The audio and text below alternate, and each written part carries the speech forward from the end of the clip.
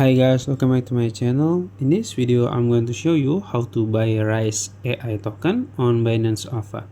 So Rice AI just get listed on Binance Alpha, and if you want to buy it, I will show you how. First, you can open your Binance apps and go to your search box here in the top, and then you can search Rice. Then you will find Rice on Alpha. You can click it, and then this is the chart. As you can see, I think it's not really bad because it's not really dumb, And you can click info here in the top, and you will find the 24-hour high, low, and the volume. The volume it's not high, but there is a opportunity. So you can also check their social media and their website. If you want to buy it, you can just click right here in the bottom, and then you will find limit order. You can put the price here, it's up to you. For example, like this, and the amount of rice you want to buy.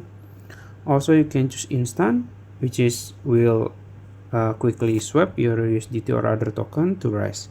So that's it. If you found this video helpful, please like this video and subscribe to my channel. Thank you.